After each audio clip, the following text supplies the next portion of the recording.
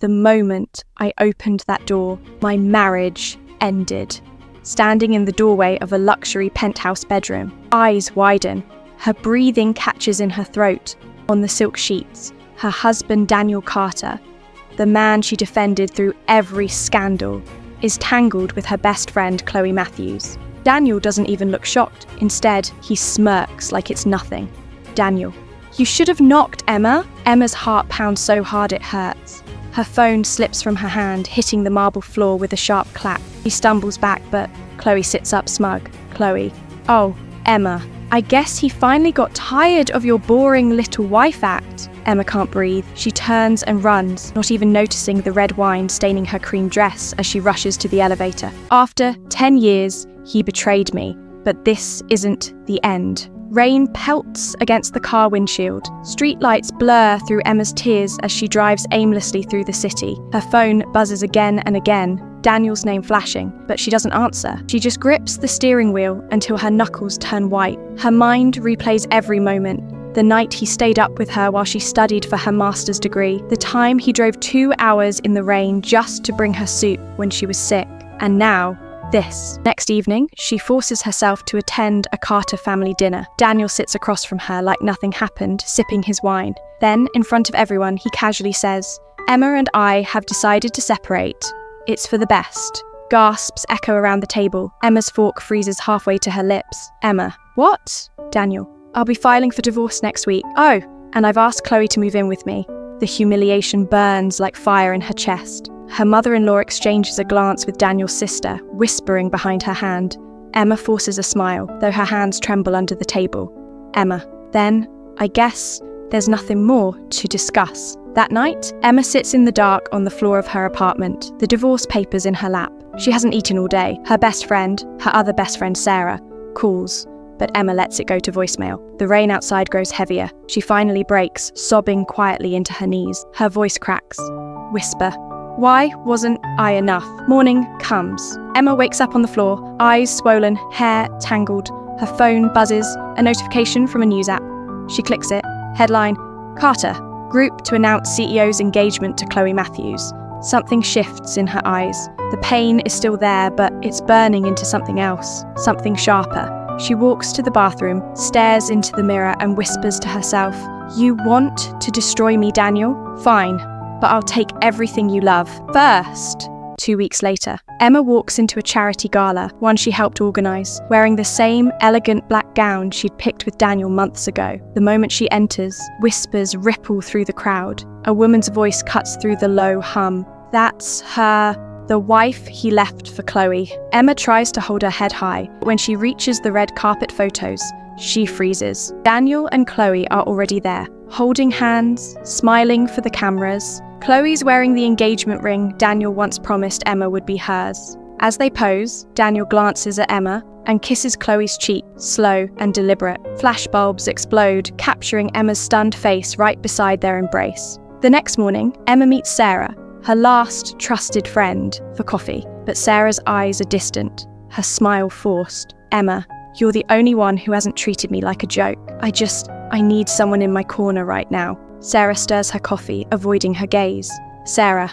Emma, Daniel offered me a job at Carter Group. I think I'm going to take it. Emma blinks, her throat tightening. Emma, you're leaving me for him too? Sarah's voice is soft, almost guilty. Sarah, I have bills to pay, I'm sorry. Emma forces herself to nod, but when Sarah leaves, she realizes she's now completely alone. Emma gets a call from her lawyer. Danielle froze all your accounts. Says you can keep the apartment for now, but he's contesting the rest. She opens her fridge. A carton of milk, half an apple, nothing else. Her phone rings. It's her landlord. Landlord, if you can't pay the maintenance fees by Friday, I'll have to ask you to leave. She hangs up, her hands shaking.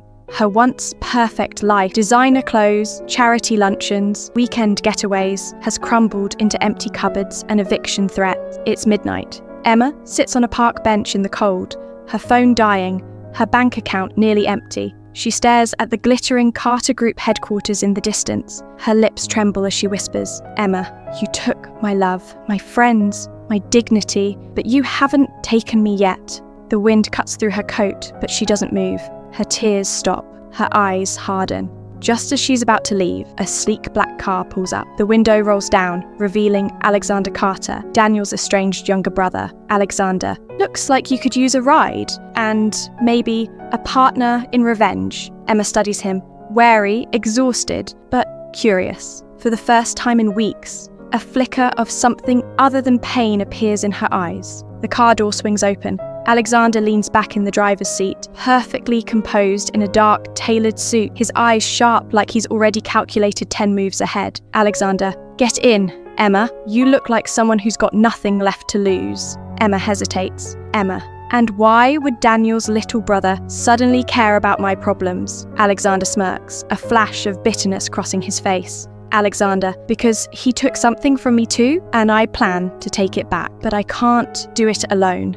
She studies him for a long moment, then slides into the seat, knowing full well she's just stepped into dangerous territory. They end up in a quiet rooftop bar, dimly lit, with the city skyline glittering around them. Alexander orders whiskey for both. Alexander, 3 years ago, I built a tech startup. Daniel stole the deal that would have made me CEO and made sure I'd never work in the industry again. Family or not, I'm going to destroy him. Emma swirls her drink, her voice low but steady. Emma, he ruined my marriage, humiliated me publicly, froze my accounts, and took my friends.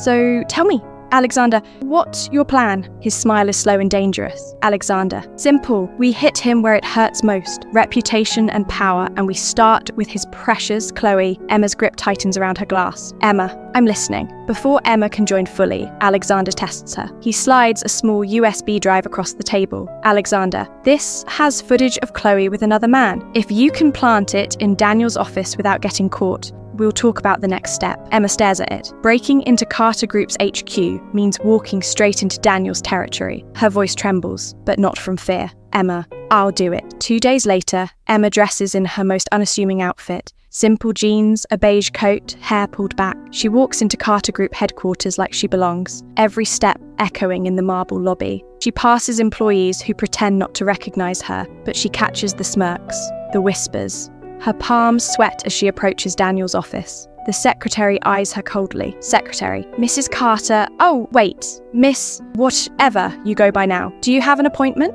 Emma forces a tight smile. Emma, tell Daniel I'm here to return something he left behind. The secretary buzzes her in. Daniel sits behind his massive desk, signing papers. He looks up, visibly irritated. Daniel, what do you want? Emma? She steps closer, her heart pounding. Emma, closure. While his gaze stays locked on her face, she casually places the USB drive in the corner of his desk, just under a stack of reports.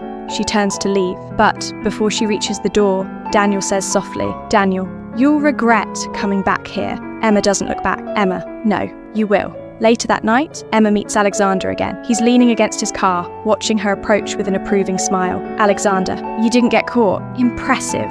Emma, I'm not doing this for you, Alexander. I'm doing this for me. He chuckles, stepping closer. Alexander, good. Because from here on, we're going to burn his world to the ground.